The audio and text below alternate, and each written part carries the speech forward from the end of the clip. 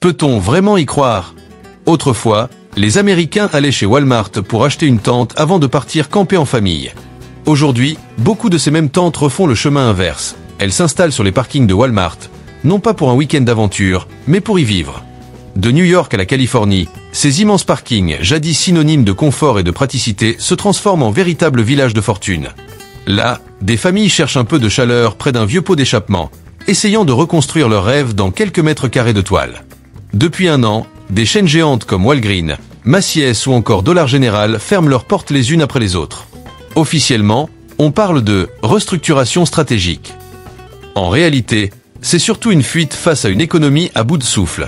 Les loyers ont bondi de 20%, les vols à l'étalage ont coûté plus de 112 milliards de dollars, et les consommateurs, eux, n'ont plus que de quoi survivre au jour le jour. Dans cette vidéo, nous allons passer en revue 6 grandes enseignes américaines menacées de disparition, des marques dont les fermetures transforment petit à petit les parkings en refuges improvisés. Ce n'est plus simplement leur problème. C'est devenu le nôtre. Car à mesure que l'Amérique vend son âme, magasin après magasin, tente après tente, c'est tout un pays qui s'effrite. Allons voir ça de plus près. Numéro 6 Walmart. Il existe un vieux dicton aux États-Unis. Pour connaître l'état de l'économie, il suffit de regarder les parkings de Walmart. Et aujourd'hui, ces parkings sont vides. Symbole du commerce accessible, du travailleur moyen et des courses du week-end, Walmart se retire désormais de 6 États.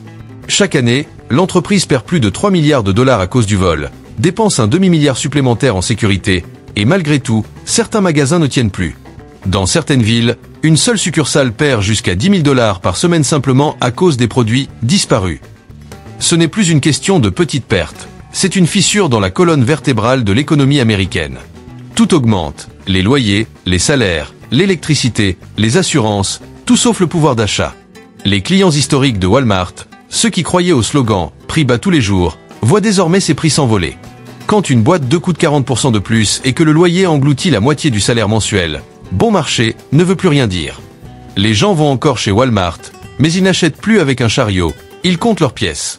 Là où un panier bien rempli en 2019 demandait un budget normal, il faut aujourd'hui retirer la moitié des produits pour pouvoir payer. Et que fait Walmart? Il ferme les portes, met les cadenas, et laisse derrière lui un parking désert, aussi silencieux qu'un aéroport abandonné. Quand Walmart quitte une ville, c'est tout le cœur local qui s'arrête. Des centaines d'emplois disparaissent, les restaurants et cafés des alentours ferment, et la municipalité perd d'importantes recettes fiscales. Nuit après nuit, les enseignes s'éteignent, et ces parkings autrefois animés s'illuminent désormais à la lumière vacillante de lampes de poche sous des tentes. Une ironie cruelle, Walmart était autrefois l'endroit où les plus modestes économisaient de l'argent. Désormais, ils en sont réduits à ne plus pouvoir rien acheter du tout. Certains appellent cela une transformation du commerce de détail. Mais peut-être s'agit-il plutôt d'un transfert, le passage du supermarché à la survie. Quand un Américain doit choisir entre faire le plein ou dîner, personne ne pense plus au solde du week-end. Walmart ne ferme pas seulement des magasins. Il ferme la dernière porte de l'Amérique ouvrière, celle qui croyait encore qu'en travaillant dur, on pouvait s'en sortir. Et tandis que le logo jaune s'efface dans la nuit, une question reste en suspens. Si même Walmart ne peut plus tenir dans l'Amérique d'aujourd'hui, que restera-t-il demain des petits commerces? Numéro 5 Walgreens. Souvenez-vous de la dernière fois où vous êtes entré dans un Walgreens. Peut-être pour acheter un sirop contre la toux ou du gel désinfectant pendant la pandémie. Aujourd'hui, beaucoup d'Américains doivent parcourir plusieurs kilomètres simplement pour acheter du Tylenol. Cette chaîne de pharmacie, autrefois présente à chaque coin de rue, ferme plus de 2500 magasins, près d'un quart de son réseau national. Non, les Américains ne sont pas en meilleure santé. C'est simplement que vendre des médicaments n'est plus rentable. Walgreens a perdu plus de 6 milliards de dollars, accumule 34 milliards de dettes, et perd chaque année des centaines de millions à cause des vols. Les coûts d'assurance ont bondi de 40%, tandis que les remboursements de la sécurité sociale, eux, diminuent. Dans certaines villes comme Chicago, San Francisco ou Seattle, même les brosses à dents sont désormais sous clé. Un seul cambriolage suffit à effacer les bénéfices d'une journée entière. Quand une pharmacie doit verrouiller les rayons de dentifrice, c'est le signe que quelque chose va très mal dans le pays. Mais l'enjeu dépasse largement les chiffres. Walgreens, c'était bien plus qu'un commerce. C'était un centre de santé de proximité. C'est là que les médecins prescrivaient, que les personnes âgées vérifiaient leur tension, et que les familles modestes cherchaient les meilleures promotions. Aujourd'hui, des milliers de quartiers résidentiels sont devenus de véritables déserts pharmaceutiques, des zones sans aucun point de vente à des dizaines de kilomètres à la ronde. Dans certaines régions, Il faut prendre 2 bus pour acheter un simple médicament contre l'hypertension. Un paradoxe frappant. Dans ce pays, on peut acheter des produits dangereux à chaque coin de rue, mais obtenir un traitement médical relève presque du parcours du combattant. Pourquoi? En partie à cause de la montée d'Amazon Pharmacy, un service qui livre vos médicaments à domicile en 24 heures. Sur le papier, c'est pratique et moderne. Mais quand tout devient virtuel, que reste-t-il de réel? Les patients, eux, existent toujours avec leurs douleurs, leurs besoins, mais plus personne pour les accueillir. Et ceux qui n'ont pas Internet, pas de carte de crédit, ou pas les moyens de payer la livraison. Ils se retrouvent tout simplement exclus du système. Quant au parking devant les anciens Walgreens, ils servent désormais de refuge. On y voit des camping-cars, des tentes, des familles cherchant un abri contre la pluie. Ironie tragique, les magasins qui vendaient autrefois des antidouleurs sont aujourd'hui entourés de ceux qui souffrent pour de vrai. Walgreens n'est pas seulement en train de réduire sa taille, c'est l'image même de l'Amérique qui rapetisse avec lui. Petit à petit, c'est tout un système qui s'effondre, rétrécissant la distance entre la maladie et le désespoir. Rue après rue, parking après parking. Et tandis que les pharmacies américaines ferment les unes après les autres, une question plane. Qui va prescrire le remède à la maladie dont souffre aujourd'hui l'économie américaine? Mais il y a pire encore que l'inflation. C'est quand même les magasins à $1 n'arrivent plus à survivre, avec $1. Numéro 4 $. Général. Dollar Général, autrefois une bouée de sauvetage pour les coins les plus pauvres du pays, là où même Walmart n'osait pas s'implanter, commence à sombrer. Ces magasins étaient l'endroit où l'on trouvait de quoi tenir. Quelques piles, une boîte de conserve, un peu de lumière dans les zones oubliées. Désormais, cette lumière vacille. En 2025, Dollar Général a pour la première fois cessé d'ouvrir de nouveaux magasins et a commencé à en fermer des centaines. Le chiffre d'affaires reste élevé, plus de 38 milliards de dollars, mais les bénéfices se sont littéralement évaporés. Depuis 2022, les coûts de main-d'œuvre ont grimpé de 22%, le transport de 18% et les vols de 30%. Résultat, sur chaque dollar encaissé, il ne reste plus que quelques centimes de marge. Même en augmentant les prix à 1,25 $, l'entreprise n'arrive plus à couvrir ses factures d'électricité. La scène est la même dans le Kentucky ou en Alabama. Un Dollar Général perdu au milieu d'un champ, éclairé par des néons jaunâtres, avec 3 rayons vides et 2 employés multitâches, caissiers, agents de sécurité et femmes de ménage à la fois. Un client pousse la porte, regarde autour de lui et soupire. Qu'est-ce qu'on peut encore acheter pour $1 aujourd'hui? Le caissier esquisse un sourire amer. Plus grand-chose. Et voilà le paradoxe. Cette chaîne née pour aider les plus démunis s'écroule parce que ces mêmes clients n'ont plus les moyens d'acheter. Les loyers explosent, l'essence coûte plus cher, la nourriture a pris 25% en 2 ans. Quand on doit choisir entre acheter du lait ou payer la facture d'électricité, les prix bas ne veulent plus rien dire. Les clients disparaissent, et Dollar Général s'éteint peu à peu. Le pire, c'est que dans de nombreuses petites villes, c'est le seul magasin qu'il restait. Quand il ferme, la région entière devient un désert alimentaire. Plus de légumes, plus de fruits, rien que des parkings vides où certains montent des tentes ou revendent de vieilles conserves. Le mot général dans son nom sonne presque comme une blague aujourd'hui.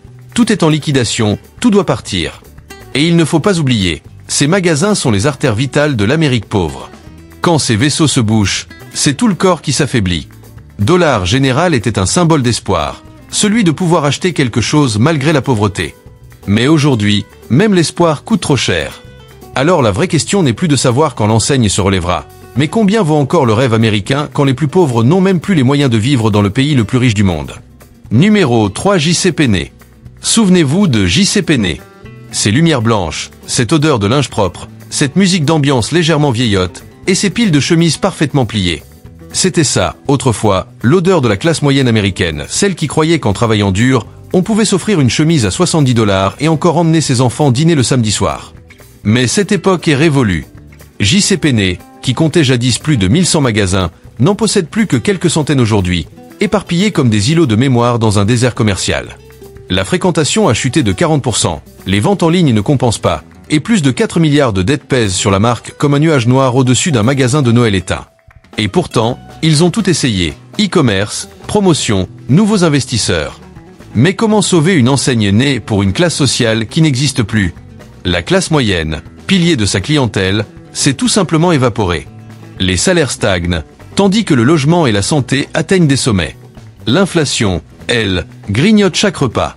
Une chemise à 70 $ paraît désormais plus luxueuse qu'un smartphone.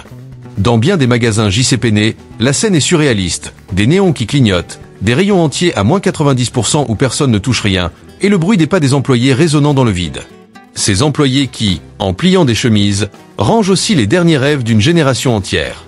Et quand un JC Penney ferme, c'est tout le centre commercial qui s'éteint. Les boutiques voisines tirent le rideau, les couloirs deviennent silencieux, et les parkings se transforment, eux aussi, en campements urbains.